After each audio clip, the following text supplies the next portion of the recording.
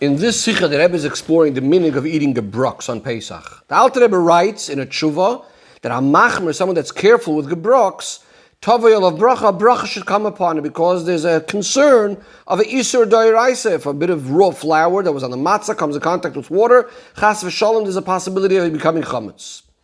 The Alter Rebbe, however, says that nevertheless, on Acharonim shel Pesach, if someone is more lenient about this because of Simchas Yom Tov, wants to add extra Simcha on Yom Tov, loy hifsid, he didn't lose out. In other words, it's not so terrible. However, the Rebbe says, practically, we saw the anhaga of our Rabbeim, that on the Seudah of Acharonim shel Pesach, they were actually not only were they lenient, but they were medactic, they were particular to have matzah shruya, to have gebroks. And this is what the Rebbe wants to explore over here. What's the significance of that? We know there's a concept of minig Yisrael Torah. Every minig of Yidden is, of course, part of Torah, especially a minig that the Rabbeim did in a public way. Now, seemingly, you could say they did this because of Simchas Yom Tov, as the Alter Rebbe says. So what they were trying to be mahader was not about the gebroks, but they were trying to have extra Simchas Yom Tov. But the Rebbe says it can't be that this is the explanation, in addition to the fact that we don't find any sort of similar idea to this in the minhagim of other Yomim Tovim, because Simchas Yom Tov would apply to any Yom Tov. But in addition to this, all the Alter Rebbe says is, hamekel, if someone is lenient because of Simchas Yom Tov, loy hifsid, he doesn't lose out. In other words, it is a leniency. Because usually on Pesach we're extra careful. It's just the Alter Rebbe said, Lo hifsid, you didn't lose out. But the Alter Rebbe is not saying there's some benefit. It's a good thing to do. The Alter Rebbe doesn't say it's a hinder to do this for Simchas Yom Tov. Now the Rebbe says, perhaps we could say that the Rabbeim did this in order to make a differentiation between the last day of Pesach, Acharonim shel Pesach, which is, of course, as we know, there only because of what we know, Sfeika d'Yom, as a doubt of whether it's Yom Tov, etc., to differentiate between this day and the first 7 days of Yom Tov, which are definitely Minat Torah, etc. However, the Rebbe says it's difficult to say that just for this itself there would be mahader to eat gebroks. And furthermore, the Rebbe says, we saw the conduct of the Rabbeim that they were particular to eat gebroks with every single one of their dishes, with every single one of the foods. If it's only for this differentiation, they wouldn't have to do it in every single thing. The Rebbe now suggests another approach. The Rebbe says that since the Alter Rebbe paskins that if someone is lenient about this, he doesn't lose out, maybe this itself is the reason why the Rebbeim were particular to do it, in order to emphasize the Chiddush of the Alter Rebbe. This is something similar to what we find in the Gemara about Rab Acha, the son of Rava, that would be particular to have a particular type of hadas in the hadassim, because his Rebbe was of the opinion that that hadas is also good. And he would, therefore, the Talmud would particularly be the one to do this because his Rebbe Rav Kahana said that this is good. In a similar way, the Rabbeim wanted to emphasize the Chiddush of the Alter Rebbe.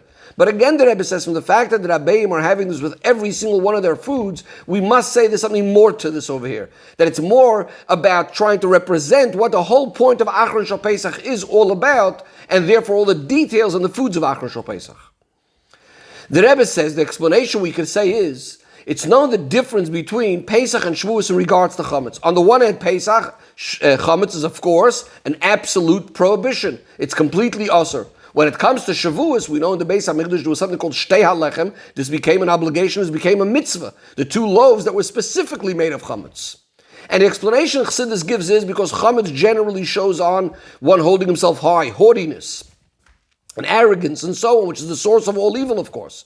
And therefore at Pesach, when the Yidden are holding just at the first level of Yetzias Mitzrayim, at this point, they're still running away from the Ra, running away from chametz, and therefore we have to stay far away from it as much as possible. Whereas Shavuos, after the Yidden had gone through the process already of Sfiras HaOmer, counting all the 7 midos, and each midah as they include all the other 7, etc., therefore, chametz at this point is no longer a contradiction to Avodas Hashem. On the contrary, we have the ability to elevate it. For example, utilizing it in the way of Vayigba Liber B'Darkei Hashem, a person being proud of going in the ways of Hashem, transforming darkness into light. And therefore, at this point, we have an obligation to use the chametz on Shavuos. The Rebbe says a similar thing is what we could say in Acharonim shel Pesach. On Acharonim shel Pesach, we went through already the first sfira, the first midah. We counted already 7 days, and the first midah, as it includes each one of the other midahs, chesed, shebechesed, gvura, shebechesed, etc. In other words, at this point, we already generally caused a bitter somewhat in all of the midahs, at least all of them the way they are in the first midah. So even though, of course, we're not holding like on Shavuos, the level where we can mamish use chametz, for Kedusha and a mitzvah, but at least we don't have to be as cautious anymore in the area of matzah, and this idea of the lechem oini, the bittul, and the eskafi, to be careful even from something of a concern of the gebroks. We have the ability to utilize in avodas Hashem even something that's not absolutely, completely lowly, etc. And therefore, if we have the ability to utilize something like that, then we should utilize it. We're mahader to eat the gebroks, and it becomes the mitzvah of Simchas Yom Tov.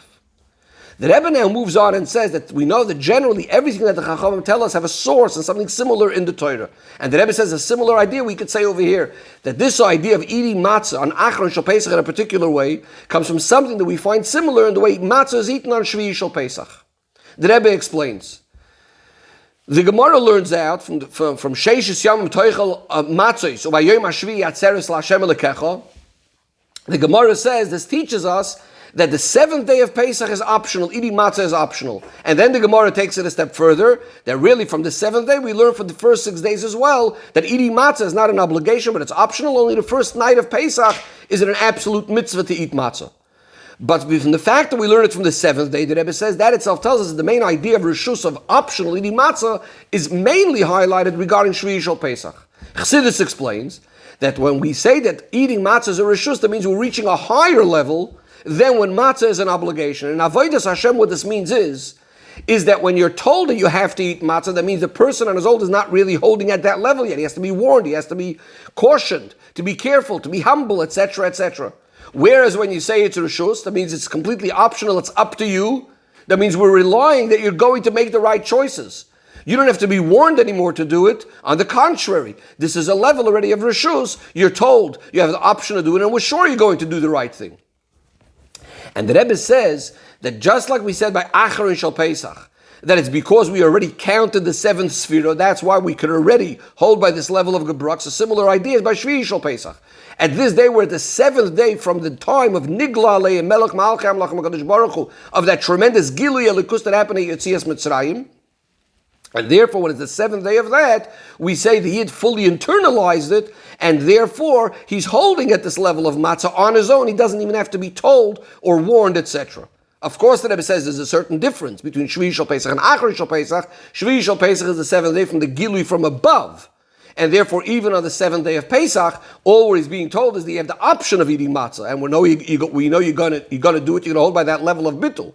On Acharon Shal Pesach, it's already a step further because the seventh day within Avodah, the Avodah of Sfiras Ha'omer, of refining oneself, and therefore at this point, the person has a further ability of already having the matzah shuriya de gebrux. Up until this point, the Rebbe was only connecting it with the Sfiras Ha'omer aspect of Acharon Shal Pesach, this idea of gebrux. But the Rebbe says, the Rebbe wants to connect it now to more general idea of what Acharon Shal Pesach generally is all about. In order to explain this, the Rebbe brings a vort of the Tzemach Tzedek that says that the last day of Pesach is called Acharon Shal Pesach. This is the culmination, the conclusion of what it started on the first day of Pesach. On the first day of Pesach is the Geula, is our Yom Tov for the Geula, Rishonah that Hashem took us out through Moshe Rabbeinu out of Mitzrayim. The last day of Pesach, we're celebrating the Geula Acharonim that's going to be through Mashiach Tzidkenu. Of course, this idea that Acharon Shal Pesach is connected to Mashiach is also hinted in the fact that we have the Haftorah of Acharon Shal Pesach is all about Mashiach. We know that the Baal Shem Tov had the special Seudas Mashiach and Acharon Shal Pesach because on this day, there's a Ha'ara of Mashiach shining. Now, what's the difference between the Geula Rishonah, the Geula out of Mitzrayim, and the Geula Acharonim? So Chassidus explains that by Yetzias Mitzrayim, it says the Yidden had to run away because at that point, the evil, the Ra, was still full force at that time. They have to run away from the tomb of Mitzrayim. And this is the way it was up until Shvi Shal Pesach, up until the time of Kriyas Yamsuf, when they were finally rid of Mitzrayim completely.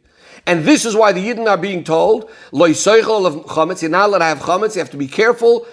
And this is all to do with because they left Mitzrayim in a haste. They ran away from Mitzrayim. At this point, they're only holding at the level of Iskafia. They're not transforming the bad yet. Whereas the Geula Acharonim, we're told, Loi b'chipazim tetzei, the Yidden are not going to rush out. At this point, as Ruach HaTumah Avrim Menor, it's all the Tumah will be removed from the world. You won't have to run away from it. Says the Rebbe, so since Acharon Shal Pesach is a day connected with the Geula Acharonim, this is the time the heart of Mashiach is shining. This is why we don't have to be as careful anymore with Matzah Shruya, because we're standing at a level higher than this. Furthermore, the Rebbe says, the Geula Acharonim, not only isn't there going to be any Klippa and Tumah, but it's going to be a state of Ishapcha. Everything is going to be transformed. Also similar to the way it says in the Haftorah about the various different things that will be transformed la'asid lavi from bad into good, including the Yetzer Hara itself. And this is why in Achar HaPesach we're particular to eat the shruya and with all of our foods, because since this concern of the shruya at this point is no longer a concern, and on the contrary, it was transformed to Tov and Kedusha, it can be utilized in Avodas Hashem, so we do it, and besimcha, starting with Simchas Yom Tov. The Rebbe says here too we have something in Nigla de Torah and a halacha that expresses this idea. There's a halacha that if a person was eating on Achar Shal Pesach, his meal continued into Moitzoi Pesach, so technically it's still Pesach for him in the sense he's still going to say in benching Yom Chag HaMatzos, but because it's after the Zman, he didn't have a Ma'ariv yet, didn't make Havdalah yet. He's already allowed to eat chametz. So here we have a similar sort of idea that it's Achar Shal Pesach, and he's already at a level we could be refining and elevating these sorts of ideas. Finally, the Rebbe makes one more point, that even though we said that the first day of Pesach is connected to the Gula Rishona, the last day of Pesach, Achar Shal Pesach is Gula Acharonim, but the Rebbe says, really, it's the first 2 days of Pesach are more connected to Gula Rishona, and the last 2 days of Pesach, meaning Shvi Shal Pesach as well, in some ways connected to the Gula Acharonim. In fact, in Eretz Yisrael, that's when they have Sudas Mashiach is on Shvi Shal Pesach. And the Rebbe says this can be connected to the idea that really, in many ways, Kriyas Yamsuf was similar already to what's going to happen by the Geula HaSidah, where there is no Klippa left, there was no Mitzrayim left, and furthermore, all the bad was transformed into good, as it says, V'layla, the darkness itself was shining like day, similar to what's going to be La'asid Lavai. And the Rebbe says this is again connected to the idea when we spoke about Achilas Matzah Rishus, because it also says that this Gilui is called, the Gilui of Shvi Shal Pesach is called Rishus, Alma Decheda, the world of freedom, a world of liberation, etc. The Rebbe says this avoid is similar to the time of La'asid Lavai, where again we're going to be beyond obligations. It's going to be a time where the Yid is doing the mitzvahs of the Eibishter completely, just because he's one with the Eibishter, not because he's forced to do it. And furthermore, as we know, at that time there won't be, as it says, no famine, no war, no jealousy, no competition. The whole world will only be involved in the knowledge of Hashem. It says, Ki Malor is Hashem, Kamayim Le'yom HaChasim.